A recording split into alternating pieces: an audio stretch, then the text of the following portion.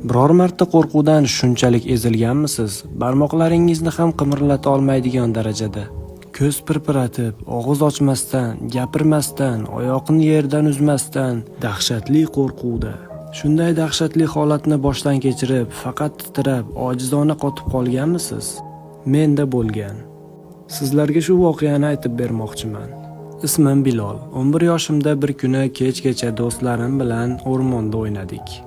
Onam kech qolganimdan jahli chiqmasligi uchun uyga ketishim kerakligini aytib, ularni qoldirdim. O'rmondan chiqib uyga yo'l olganimda allaqanday g'alati holatni sezdim. Birdan hasharotlar va hayvonlarning ovozi butunlay jim bo'lib qoldi. Sukunatda etim jimirlab, sekin atrofga alangladim. Shunda o'rmondan qandaydir xira-shira ovoz eshitildi. Avval hayvon ovozi deb o'yladim, lekin u tez balandlashdi. Yo'q, ovoz balandlashmadi. Ovoz men tomon qarab kelardi, dahshatli tezlikda. Lekin hech qanday hayvon bu qadar tez harakatlana olmaydi. O'sha payt qorong'ulikdan xuddi soyaga o'xshagan narsa yaqinlasha boshladi. Shu payt hayotimda boshqa hech qachon ko'rmaydigan manzaraga guvoh bo'ldim. Ko'p oyoqli maxluq men tomon dahshatli tezlikda sudralib kelayotgan edi.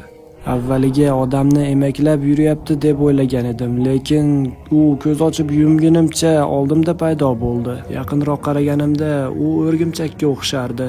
U ko'k rangda edi, 1 metrdan balandroq, uzumsimon ko'zlari ham bor edi. Men qotib qoldim, yaxshiyamki u menga darhol hujum qilmadi. U maxluq faqat atrofimda aylanib yurardi. Mening juda ham yaqinimda harakatlanib, og'zida nimadir chaynayotgandek edi. Suyak chaynash va g'alati ovozlarni eshitdim. Qo'rquvdan nafas olishim qiyinlashib, oyoqlarim qaltirar edi. Nega qochmading deshingiz mumkin, lekin u juda tez edi. Men faqat o'likdek qotib qolishim mumkin edi xolos. U yaqinlashgani sari atrof tezda sovib ketdi. Maxluqdan kelayotgan sovuq uni tirik deb bo'lmaydigan darajada edi.